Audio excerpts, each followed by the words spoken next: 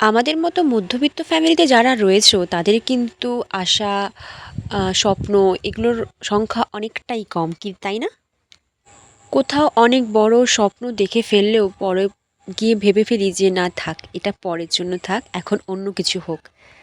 তো এই ধরনের স্যাক্রিফাইস কিন্তু একমাত্র মধ্যবিত্ত ফ্যামিলির ছেলেমেয়েরাই খুব ভালো মতো করতে পারে। তা কালকে চলে গেছিলাম আমি, বোন আর বাপি মিলে আমার বিয়ের কিছু কেনাকাটা করতে। আমাদের মতো পরিবার থেকে কখনোই সম্ভব নয় একসাথে সমস্ত জিনিস কিনে ফেলা, তাই আমরা অল্প অল্প করে একটু একটু করে কেনাকাটা শুরু করলাম। কাল চলে গেছিলাম আমার আলমারি আর ড্রেসিং আয়নাটা অর্ডার দিতে।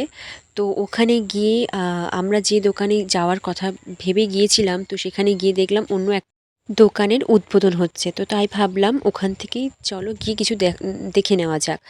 তো কাল যেহেতু দোকানটার উদ্বোধন ছিল তাই অনেকটা ডিসকাউন্টও দিয়েছে।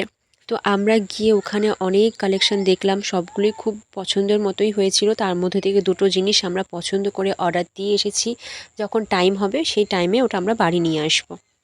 আর সত্যি কথা বলতে যখন নিজের বিয়ের দায়িত্বটা একেবারে নিজের ওপরেই থাকে না, তখন দায়িত্বটা যেন একটুখানি থেকে অনেকটা বড় হয়ে যায়। তো এই দায়িত্বটা যাদের ওপর থাকে তারাই একমাত্র জিনিসটা খুব ভালোভাবে বুঝতে পারবে। তারপর ওখান থেকে বেরিয়ে আসার পর আমরা চলে গেছিলাম একটা জামাকাপড় দোকানে, কারণ আমাদের টুকটাক জামাকাপড়ও কিছু প্রয়োজন ছিল কেনাকাটার। যদিও বা টুকটাক আগেও কিছু কেনাকাটা হয়েছে, সেগুলো তোমাদের সঙ্গে শেয়ার করা হয়নি। আর বাদ বাকি যেগুলো বাকি ছিল সেগুলো কালকে গিয়ে কিনে নিয়েছিলাম আমরা। কারণ আগেই বললাম যে একটু একটু করে না কেনাকাটা করলে আমাদের পক্ষে কখনোই সম্ভব নয় একসাথে একদিনে সমস্ত কিছু আহ, কিনে ফেলা। আর দেখো, যে দোকান থেকে আমরা আলমারির অর্ডার দিয়েছি সেই দোকানে যেহেতু উদ্বোধন ছিল, আমাদেরকে একটা করে শনপাপড়ির প্যাকেট দিয়েছিল। আর ফ্রিতে গিফট পেতে কার না ভালো লাগে বলো? তো ভিডিওটা আজ এই এই পর্যন্ত।